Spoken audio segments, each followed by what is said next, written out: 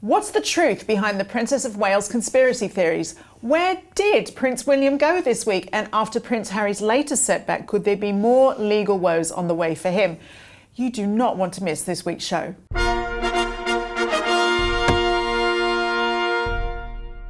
Hello and welcome to Palace Confidential. I'm Jo Elvin, and back this week to talk about the big royal stories is the Daily Mail's royal editor Rebecca English and diary editor Richard Eden. Welcome, Dream Team. Welcome to you both. Before we get into it, I just want to point out, very modestly of course, that at the time of recording we have 198,000 subscribers.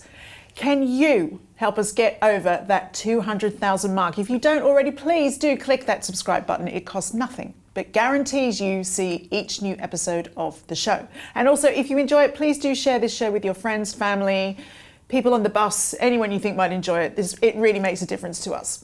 So let's get into it. Now, this was the week that royal experts retreated to a game of Where's Willy?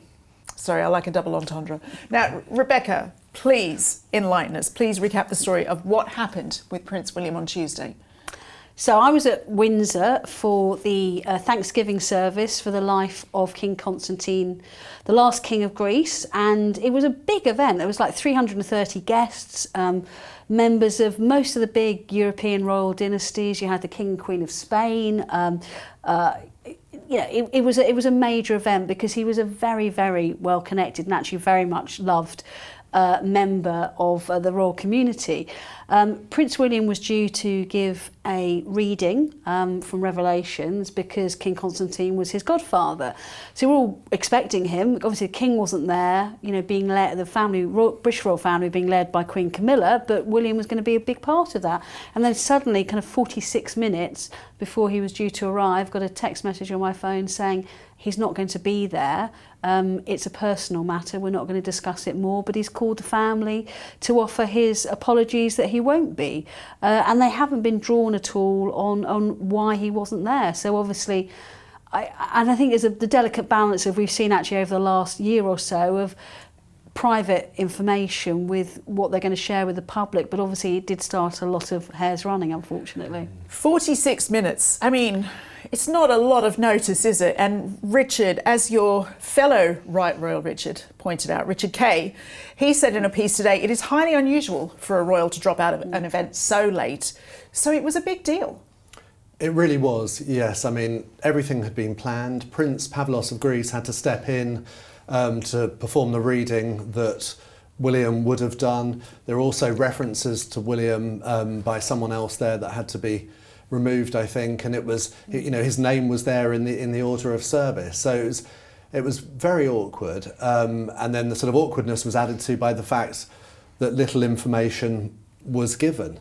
But who knows? I mean, conspiracy theories have been going mad. There's all, people wondering what it was, but the problem is we've had all the headlines recently of royal health crisis and things like this that I'm sure the last thing William would want would be to add to it. So, look, frankly, he may have been taken ill himself that morning. Well, I hate to be indelicate, but it smacks to me of some sort of like slightly embarrassing, dodgy stomach or something like that. And who wants to be a royal person and say something like that? Yeah, it could have been some ill health for him, or it could have been something connected with one of the three children that he just didn't want to get into and didn't want a big public debate about, health of his children or whatever. Well, yeah, but we're having a big public debate now anyway, so. Well, I think it just shows, doesn't it, the slightly febrile nature of people's feelings around the royal family at the moment, with the king being ill. I think it does, and I think the press officers tried to give some guidance, so they said it wasn't connected with Catherine's recovery, that she's still recovering well, so they wanted to make clear, she hadn't taken a turn for the worse. But it is that difficult balance of trying to maintain some privacy, and particularly when it comes to children, I think, but then informing the public. And the nature of this event with television cameras inside St George's Chapel and so forth just made it a big talking point. And it's interesting, isn't it, Rebecca? Obviously, they're already at a memorial service, a sad occasion, and among the royals there were Prince and Princess Michael of Kent, who were there despite a really terrible tragedy. Yeah, this was really, really shocking. None of us expected it. I got a kind of early steer on Tuesday after spending the day filing and thought that would be it, that something was coming. And I don't think any of us expected the nature of what it was, that very sadly, at the age of 45, Tom Kingston, the husband of Lady Gabriella Windsor, had died. We've had very little detail been given out so far, apart from confirming that it happened on Sunday. He was found at 6 p.m. and that there will be an inquest in due course. But I think all of our sympathy and condolences go out to them. It's such a tragically young age to die. I think obviously we'll find out more details in due course when an inquest has been held. But I think what was really interesting is the way the palace moved to protect Gabriella, because obviously she's not a working member of the royal family, but they've really stepped in to support her, and so everything has been coming out through them just to spare her the anguish of having to deal with inquiries personally. And I know she was really happy to share with them 2 photographs of her husband, and it was, someone said to me, it was very comforting for her to see that picture that she chose and that she loved so much of them together on the front pages of the paper. Nothing will obviously ease her pain at this time, but it was one less thing for her to worry about, because obviously they've only been married 4 years. It's so sad. Terribly tragic. Yeah. They have all of our sympathies, the family. And Richard, perhaps less reported, was the death of one of the King's closest friends. This is very sad, very different situation. It was Lord Jacob Rothschild, died on Monday. Obviously, he was an old man. He was 87. He'd had a wonderful full life. He was buried the next day in a private funeral. But he was very close to the royal family.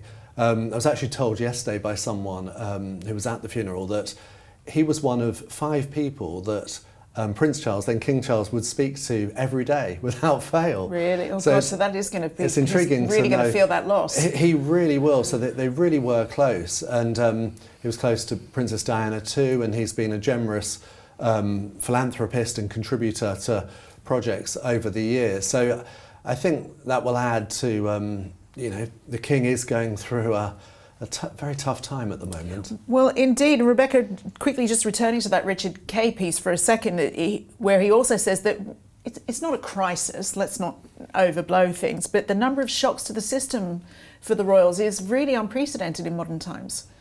It is, and you've got to feel for them. How much can one family take? They've obviously lost Prince Philip and Queen Elizabeth over the last couple of years. You've got the King's ill health, Princess Catherine's ill health. It's a lot for them to deal with, and obviously all of the various crises with Harry and Andrew. I mean, they are very stoic. And I think we'll talk about it later. I was with Queen Camilla yesterday for an event, and she was really in great form, chatting with children, putting on a great show. But behind the scenes, I know it's terribly difficult for them. Yeah, and Richard, there's also this suggestion that these shocks, continuous shocks, have dragged down the mood of even the courtiers. What do you know about this? Well, Richard's just pointing out that there is a sort of gloomy atmosphere behind the scenes a bit, and he was comparing it to the time of the divorce of then Prince Charles and Princess Diana.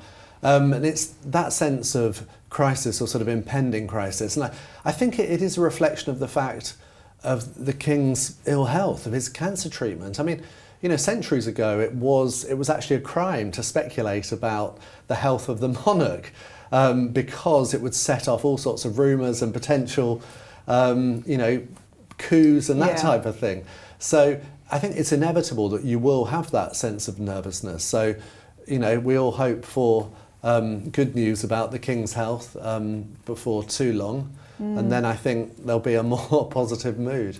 What do you think, Rebecca? You speak to the palace a lot. What's your impression of speaking to people close to the reality of things? I wouldn't go so far as Richard Kay would. I mean, obviously, people I speak to, it's their job is to try and put a positive spin on things, and people are saying to me, look, if you could see the King, you really wouldn't know he was unwell. He's in really good spirits and working, and I think I mentioned on the programme last week that even popped his head round the door of a function the other day and gave everyone a wave and said hello. But I think there's a sense of sadness for him, because they've obviously all been through so much over the years. He has prepared for this role all his life, never wanted it because he knew something awful would have to happen in the loss of his own mother to actually take up the reins of power. But he's been through so much, and he really hit the ground running and has had a great start, really positive, you know, has proved all his naysayers wrong. And then to suddenly find himself in this situation, I know there's a sense of real sadness for him and frustration that, you know, things are now turning on its head again. Yeah, let's move on, Richard, to another royal. Your colleague, Amanda Platel, used her very well-read column in the Mail to call for the palace to reveal more information about Catherine's condition. She wrote, "If Charles can be open about his condition, why can't we hear about how Kate is getting on?" What do you make of that comment? Yes, I think Amanda Patel, she was sort of frustrated because we had Prince William giving that statement about the Middle East and that sort of thing, and her feeling was she doesn't want to know about that. He should avoid that type of controversy and instead should be giving us an update and some sort of reassurance. So I should say I disagree with her, and I said so online, because I just think that's so unfair to put pressure on him, to reveal details about his wife's medical condition, and on her. I mean, just look, the woman's had a major operation, you know, and she needs time to recover and convalesce, and she shouldn't be under any pressure to reveal details.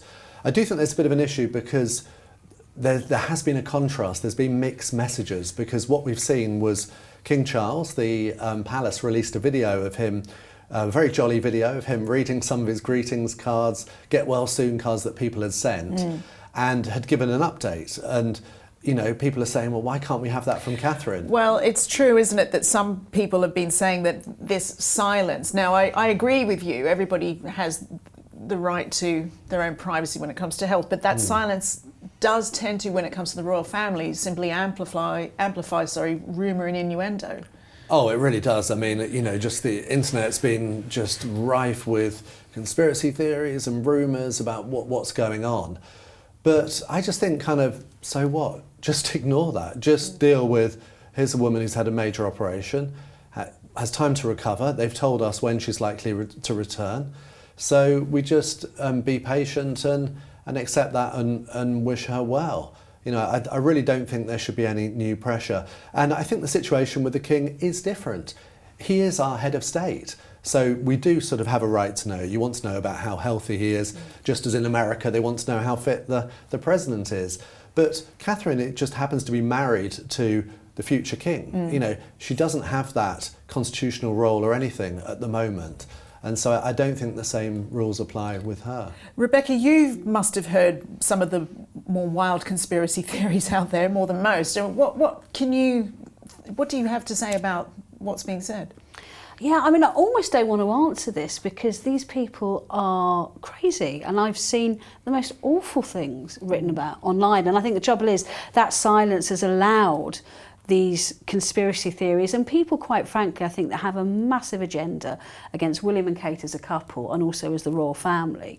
They are using this to create mischief, to sow discord, to... But who are these people? As far as I can tell, they're people with, 25 followers that includes their mum, Absolutely, but there are a lot of them, Yeah. and I suspect some of it is quite orchestrated, and it's thoroughly nasty. It really, really is. Do I think personally Kensington Palace could have maybe given us an update from the princess herself? Now we're several weeks down the line, very possibly, but I think I absolutely agree with Richard. It is her right to say whether she wants to share it with us. Yeah, if she does, great. Yeah. But that should be up to her. And to be fair to Kensington Palace, they haven't deviated at all. They said at the beginning of this, she's having this abdominal surgery. We're not going to give a running commentary on it. Yeah. You probably won't see her until after Easter. So they've not changed the goalposts. I think if we come to Easter time and there's still no suggestion she's taking up public engagements, then I think people have maybe got a right to ask some more questions. But they haven't deviated from their policy at all. What is it going to be like for Catherine the very first public engagement afterwards, it'll just be the pressure will just feel so ratcheted up. There'll I feel certainly be a lot of nervous thinking interest. about it. Yeah, just covering that. Yeah, I mean, it it'd has to be said huge. that a lot of these revolting conspiracy theories and stuff which have been out there are from Harry and Meghan supporters. You know, it's that kind of acrimony. I've seen them all the time saying this, that and the other, and even sadly after the tragic death of Thomas Kingston, I've just seen awful things that have been written about it, and lots of them are from their cheerleaders. Awful. Well, despite the confusion on Tuesday, Rebecca Williams is due to be out today and tomorrow, apparently. He is, and actually just we were slightly late recording this because I wanted to just double check that things have gone ahead this morning, and he has. So today he undertook a visit to a synagogue in London, which is what was trailed last week when he announced that he was going to go to the British Red Cross and talk about the issues involving Gaza and the Middle East. So today he went to a synagogue and met with people who are working in the sphere of religious tolerance, and he made a point of saying that him and Catherine have been keeping a really close eye on things and how desperately they're worried they are about the rise of anti-Semitism at the moment, and express their kind of hopes and fears that we can actually work towards a more constructive future for everybody involved. He is doing engagements tomorrow as well. He's going to be in Wales because obviously it's St David's Day, their national day. I can't say too much about that because there's a lot of public facing stuff, so it's obviously embargoed for security reasons, but hopefully we can discuss it on last week's show. There's some interesting aspects to it. Indeed. Richard, he was already in the spotlight with his wife's illness, his father's illness, but inevitably William is going to be facing more interest now, more and more. Oh, and I'm sure he'll be asked as well about why he wasn't at the service at St George's Chapel, you know. No, there is immense interest in him, and I think it really is a sort of new time for William, isn't it? Because growing up, it was always him and his brother. You know, it was the two of them who would carry out engagements tomorrow, and they were, you know, that double act.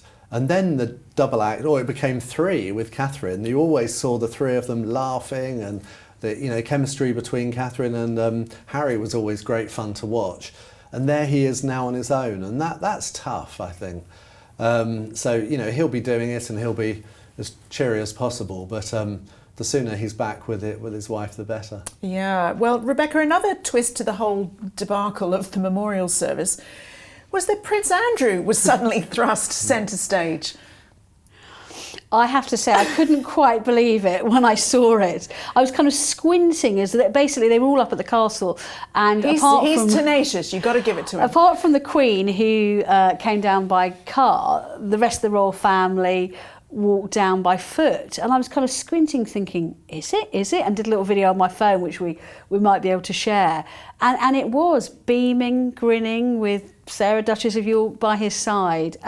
Look, it's really important to stress that the kind of order of importance in royal is actually reversed, so the most important person arrives last, which is why you had Queen Camilla arriving in the car. And that was just a couple of minutes before the service was due to arrive. But it was notable that he had barged his way down to the front of the group and was almost automatically taking that position. People at the palace said to me, do not read anything into this. And I think from their perspective... I bet they did. Yeah, please don't. Please. From their perspective... Don't even write about it. Yeah. Well, they didn't want people to write about it. I can tell you that now. Yeah. And I think from their perspective, they're right. But I think it just shows you Andrew's lack of self-awareness about how this would look. Well, or maybe of that, a lot of self-awareness that he did want it to look that way. Well, he did look delighted to be there. I've never seen a wider grin since the Cheshire Cat. I mean, presumably a lot of people probably weren't quite as delighted. No, I mean, I did feel it was inappropriate, you know, because he wasn't arriving at a wedding. He was arriving at a memorial service for someone's death. Have you written about this in your newsletter this week? Yeah, so I've written about this, and the point is, like, yes, Queen Camilla was the most important person there, but Prince Andrew was the most senior member of the royal family in terms of the line of succession, you know, with no William, no Harry, none of the children. So there he is, and I think that's what seemed to be pleasing for him. And the point I made is that, you know, we can't have this. It's embarrassing. It's embarrassing for the royal family. You know, sure, he can come to private events, but this was a very public event. You know, there were TV cameras there, and they need to take action about it. They need to remove Harry from the line of succession altogether, and also stop them being councillors of state. Yeah. You know? That's Richard's big... I And know. actually, you were on that before anybody else But was. imagine, here we He have... certainly was on it. Yeah. But, you know, with William pulling out of an engagement for whatever reason, you know, you can imagine Andrew kind of stepping in and thinking, I'm here, I can do it. And then, oh, my goodness. I mean, the personnel issues are really coming to the fore now, aren't they? Yeah, and it does have to be addressed. It really does. I mean, it's worth pointing out, I think, that it was stressed to me at the time that he was there, obviously, because it wasn't a state occasion. Yes, the cameras were there, we were there, but it was actually a family occasion, organised, although at the largesse of the British royal family, because they happened to use St George's Chapel and they had a reception afterwards in the Great Hall at Windsor Castle. It was actually organised by the Greek royal family, and obviously Andrew has grown up with them for years, so they invited him as a personal capacity. But you're right, I think, if that is going to happen, then we need to know he's not doing it with an eye on a bigger prize. So Yeah, it's all... Might have to draw up a roster for the country and we can all take a turn on weekends. Just stepping in for when Prince William has to cancel at the last minute. It's a thought. Well, nearly 4,500 of you commented on last week's show. Thank you so much for that. And to Sarah Vine for stepping in for me while I was away. Let's hear a couple of your thoughts now. Well, Fiona Begonia agreed with Richard that Prince William's habit of flying his family around in a single helicopter was very risky. She said, the helicopter travelling by the royal family is always very worrisome. I like that word, worrisome. While Deanna S. went further, saying, use 2 helicopters, William, no chances of a King H. And after reports that Harry and Meghan received a mixed reception in Canada, we asked our Canadian viewers what they thought. Well, Jamie said, where I live in Canada, most people tend to range from don't care to loathing on the topic of Harry and Meghan. Myself, I was quite glad when they left the country after Invictus. Gosh. Well, Sue McCulloch, as a first-generation Canadian, she says, the royal family means a great deal to me. You spoke about the king not wanting to humiliate Harry publicly. It's quite evident that Harry is humiliating himself quite thoroughly. We in Canada do not need the aggravation of Harry and his wife here. Christina Scallion also chose not to mince her words. She wrote, there is a huge difference in William making a humanitarian plea and full Harry pretending to be a working royal in Canada, representing the crown in issues that do not concern him and he had no place in. Wow, strong views there. Well, sticking with Prince Harry now. Now, Rebecca, we got a judgment from this long-running court case over his police protection in the UK. What happened? Well, it was a resounding defeat for Prince Harry. The judge ruled that RAVEC, who were the committee who decide on what kind of protection members of the royal family get, had done nothing wrong in their procedure and decision-making process.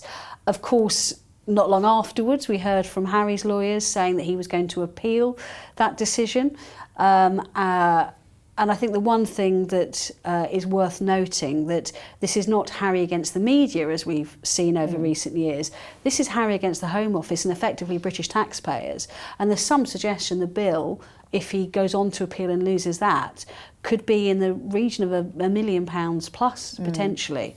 And obviously, if he loses again, he would have to pay the costs for the Home Office. Let's get back on the phone to Spotify. Yeah, it's a high-risk strategy for him. It's clearly one that he feels very strongly about, but the judgment actually is online in full, and it's worth people who've got an interest in this reading it, because there's a lot of devil in the detail, there really is. Harry against the Home Office sounds like some unearthed Roald Dahl classic, doesn't it? So maybe somebody could write that. That's another fanfic idea for everybody. Bedtime story. Yeah. But Richard, on the rare occasions that the royals do go to court, they don't tend to lose. So this is, it's embarrassing. I mean, I must say, when I heard that he was taking on the Home Office and the British government, I did think, oh, really? You know, it's one thing to take on the various newspapers or media organisations, but to take on the government, it, was always a big challenge. I mean, royal family has hated any sort of legal action in the past. They've always avoided it like the plague. And when they have become embroiled in things like the Paul Burrell saga, when he went to court, it was a disaster. Queen Elizabeth intervened in that one. And anyone who's read Prince Harry's memoir Spare will know that one of his big disagreements with his family was over legal action, that he was wanting to sue newspapers, he was wanting to do this, and they would always caution him to say, well, no, we just don't think that's a great way of dealing with things, because you're washing your dirty linen in public, and you're not guaranteed to win. It's high risk. It's high risk. So this has illustrated it, and but Harry ignored that, and there's some cases he's won against some newspapers, and there's other ones to come. But this is one he's lost, so, you know. Well, yes, Rebecca, there's been a pretty glaringly obvious distance from the King on this, which would suggest that he didn't think it was a great move. I think generally the feeling is that Harry has taken a wrong course of action on this, not least because it's costing taxpayers hundreds of thousands, if not, millions by the end of this. It's our money that's having to fight him on this, and that for the monarchy is who we also fund, is never a good look. But I think, as Richard says, they just feel it's very unwise. And as I say, it's worth reading the judgment. There's a lot of devil in the detail. They cover things like the car chase in New York. Now that's prompted stories in papers in New York overnight saying, well, it's not quite as it seems. These things have a habit of spiralling, and that's what we're seeing as well. And now, Richard, in America, meanwhile, there was another legal wrangling involving poor Harry, the Department of Homeland Security and something called the Heritage Foundation. Yes, this is this really interesting case by this think tank, the Heritage Foundation, that wants to know on what basis Harry was allowed to enter the country. And it's all to do with drugs, that most people have to sign on the form to say they have to declare whether they've taken illegal drugs in the past. And this is it taken or being convicted for? No, I think they still talk about being a drug abuser. Right. Have you used drugs in the past? There's various declarations that he would have had to make, and they want to know. They want this to be public, and they think there's an important matter of public interest for the Americans to know: is immigration law being respected and carried out? Because their suspicion is that it hasn't been. That there's been different rules for rich or famous people like Prince Harry than there is for your average person. That's what they're trying to find out. Indeed. Rebecca, we've also received an unexpected intervention from good old Donald Trump. He has, and he's made very clear that if he gains another term in office, Harry won't be getting any help from him.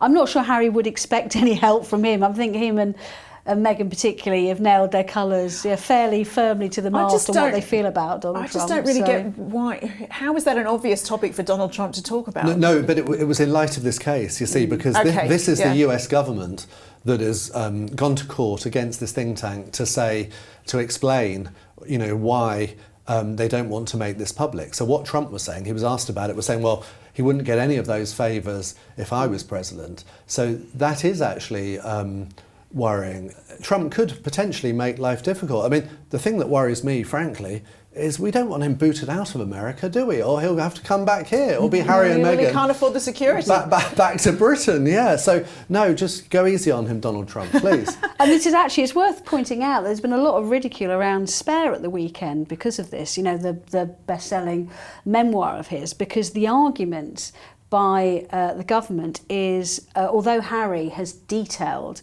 a great deal amount of drug abuse over the years in the book, the authorities have said, well, actually, just because someone writes it doesn't mean it's necessarily true. Oh dear. But of course, this book has been painted out as the one true story about Harry's life. So, I mean, who knows? It's an interesting defence. I lied. Yeah. I mean, this hasn't come from Harry himself, and interestingly, we've not heard a peep from Harry or from Archwell on this case at all. They're obviously watching it play out very quietly. Like you say, it's an interesting defence. And it is, and I do wonder whether others who feature in the book, such as his brother Prince William, might choose to intervene. Is it, he's said that he'd attacked him physically, and we all know about the dog bowl and the broken necklace, that sort of thing. Well, was that true? Or was that something that was exaggerated in the same way as the drug use?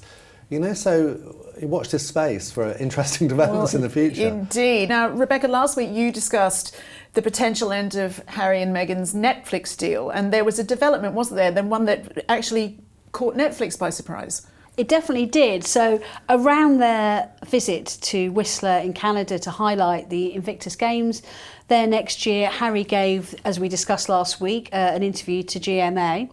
GMA have subsequently turned that kind of couple of minutes with him into a 20-minute programme, which is kind of doesn't have a lot more from Harry, and what it is just showing him talking to Invictus, but it's been padded out with talking heads, and it's actually quite a negative take on the royal family and the British media and the situation over the last couple of years, yada yada yada, and that's appeared on Hulu, which is a rival streaming organisation. Oh dear. So Alison Boshoff, again, our very excellent Chauffeur Supremo, broke the story, and she spoke to people at Netflix who had no idea that this was going to happen, and they were taken by surprise. I mean, I'm not sure it actually would cause any contractual difficulties for him, but it's not a great look. It's not a great look. I think that would be fair to say. Richard, we're also hearing a little bit more about the details of Harry and Meghan's Netflix deal. What have you made of that? Yes, this is really interesting. This is more details emerging about the deal with Netflix that Harry and Meghan signed. So when they signed it, there were huge figures were bandied around. We heard about sort of $100 million, figures like this. But more details are coming out. It's quite interesting. I think people, perhaps now that deal's coming to an end, people at Netflix are happy to sort of talk about it. But it sounds like it was very dependent on what work was actually produced.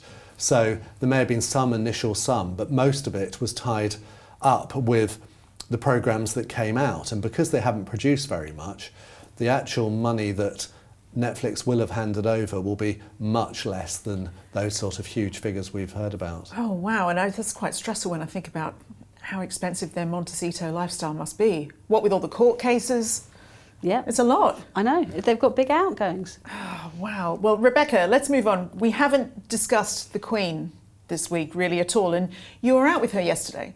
I say out, I was actually at her house. Of course you were. Yeah, so I went to a really fantastic event at Buckingham Palace. It's called 500 Words. It's a writing competition for primary school children aged 5 to 11. The talent on display was amazing. It really was. And they had a lot of celebrities, like people like Tom Hiddleston, Luke Evans, really cute young girl who plays Matilda, who all the kids seem very excited to meet. They read out their stories. I can't say too much because a lot of that is embargoed till the big announcement next month. But I thought she was on really good form. I got a kind of big beam when I saw her on a wave, and there was a funny moment with Tom Hiddleston that she said, "Oh, Tom, what are you doing? What are you working on now?" And he went to open his mouth and went, "Actually, I don't think I'm allowed to tell you because my agent's over there." And she was like, "Right, I'm going to zip it. I won't ask any more." And considering everything that she's, going through professionally and personally in terms of having to step up for her husband and obviously worrying about him a lot, I thought she was on incredibly good form actually, and very welcoming, and made a point to speak to pretty much every one of the many hundreds of people that were there. It must be so hard to compartmentalize when you've got something like that going on, but then knowing that for those children in the room, it's a huge deal for them to meet the royal family. So yeah. And she knows that. In fact, one of the mums, I saw a little girl show Camilla her big stuffed toy penguin, who was the inspiration for her story. And it was really cute. This penguin conjured up dreams, and he would give all the dreams to the other toys there. So and it was very sweet. And I said to her mum, like, what was it like? And she said, "You know what? Winning or losing is superfluous.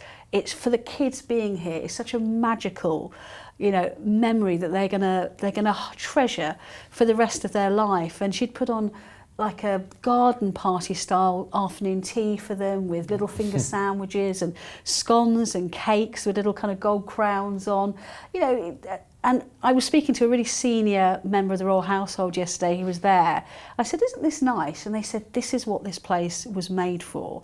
And it's just so nice to see people in it and, actually enjoying what Buckingham Palace is all about. It was lovely. Oh, we love to see it. Now, Richard, in recent programmes, we've started to look at some of the, shall we say, the less heralded members of the royal family, and I know that a piece written by Hugo Vickers this week has caught your eye. Yes, I mean, I think it's really important for us to focus on the work that other sort of more junior members of the royal family are doing, because my goodness, they really are working hard at the moment.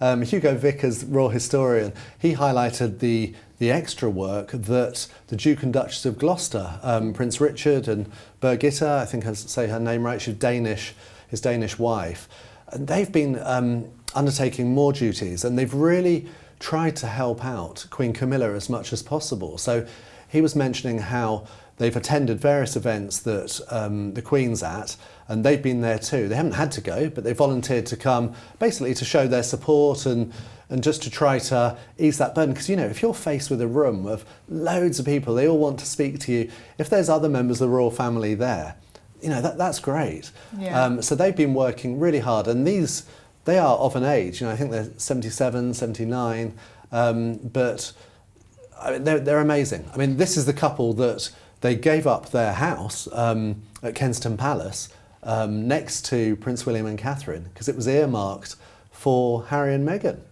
Then Harry and Meghan turned their nose up. They didn't want to live next door to William and Catherine, so this couple didn't have their house anymore. So anyway, royal problems. Anyway, Yeah. now they're living in different apartments still in the Kensington Palace. You know what? They sound like good eggs. They are, and actually a couple of times over the years I've tried to see if the Duchess of Gloucester might do an interview. I mean, they are so discreet, those couple, they just wouldn't entertain anything like that. But the reason why is that when Meghan married Harry, someone said to me, you know, effectively the Duchess of Gloucester was in the same situation a number of decades ago. She came from a foreign country into they were obviously a very high profile couple then, because they were obviously much higher up the order of succession. Obviously they've gradually moved down it over the years, but you know, it was a big thing. She was seen as this kind of glamorous foreigner marrying into the royal family, all the same pressures about learning the situation, learning the protocol, the meets and greets, and she just embraced it and got on with it in a very dignified manner over the years. She still said no to my interview though, so. We should say you know, don't give up, Rebecca. the Duke was a first cousin of Queen Elizabeth, and his sister Princess Alexandra was also at the memorial service for King Constantine this week. She was in a wheelchair, she's very frail. And she doesn't carry out any duties at all anymore. Nearly everyone was there. Nearly. Well, if our comments are anything to go by, you at home cannot get enough of Princess Anne. So rather than just have a Princess Anne question this week, we thought we'd give you a whole minute of her looking her very best on foreign trips. Enjoy.